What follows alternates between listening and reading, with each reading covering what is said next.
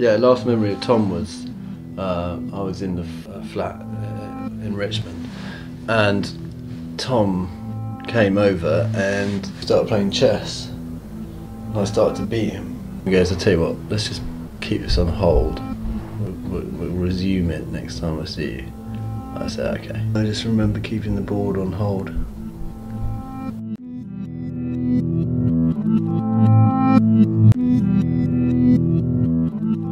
I spoke to him the night before he went on the phone, and like it was a difficult conversation, which will always fill me with regret, because he was chatting to me. I was obviously in university, and I didn't have much time for him because it was just a normal conversation. I think he caught me when I was just finishing off a lecture, and I was like, "Okay, yeah, you know, let's speak tomorrow," kind of thing. And then the next day he went.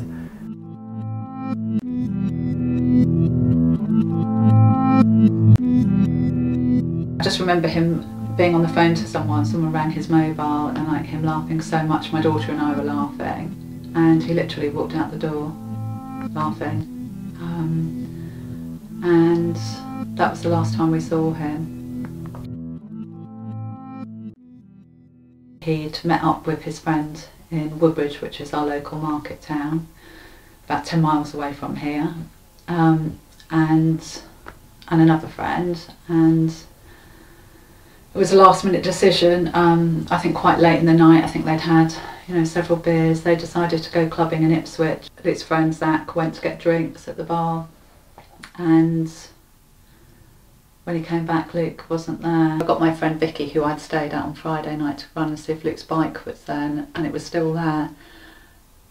When she told me it was still there, I knew something was wrong. I didn't quite know what. Not in my wildest dreams did I think Luke was missing.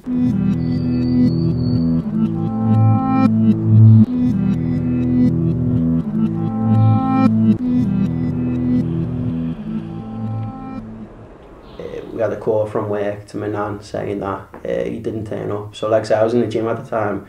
She called me and said, "Oh, your dad's not, have you heard from your dad? He's not turned up." And I said, "Oh, I've not heard, but you don't think any of it at the time." And then that night I called back and he's still not gone, still not turned up. And that's when it kind of hit me, and I thought, you know, when you get a feeling, you think there's something up here. I found a note that he'd left, which is basically, it was a note to me and my sisters saying that, you know, he'd let us down as a father. He was suffering from a mental illness, and part of his illness, he thought, you know, he'd let us down, he was a failure.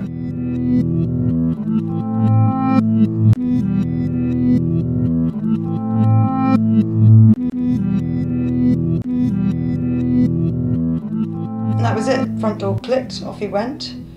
And about a week later, we all suddenly started to think this is really weird, because normally when Tom went off, she often did, you get a phone call within the week. And we found a note in his bedroom which said, what were the exact words? Going away for a while, might be gone for some time. I teach my son about him. And my boys know all about Tom as well. We've really kept him alive, just in case he ever comes back. So if he came back, they would really know who Uncle Tom was, which I think is a really important thing, actually. He will come, we will see him again, for sure.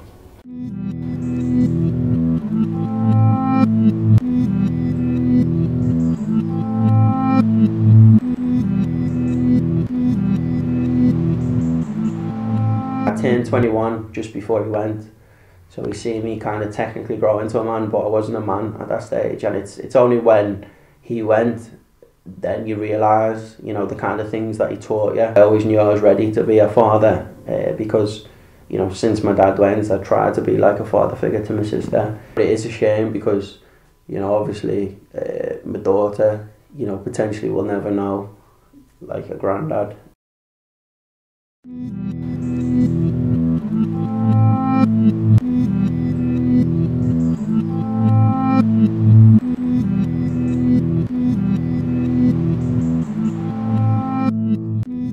I remember sitting outside on our little patio, and my daughter and my nephew were both in the kitchen, and it was really hot. It was a really hot day, and I just remember hearing this really strange noise. I don't really know what it was, and then I realised it was me. I was howling. I have never experienced anything like it in my life. I think I was treading such a fine line between sanity and insanity.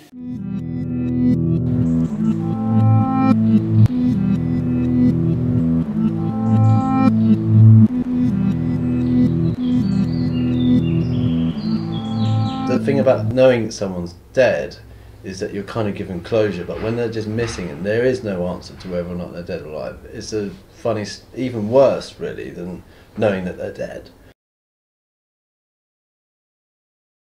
I think the reality is that Luke isn't alive, and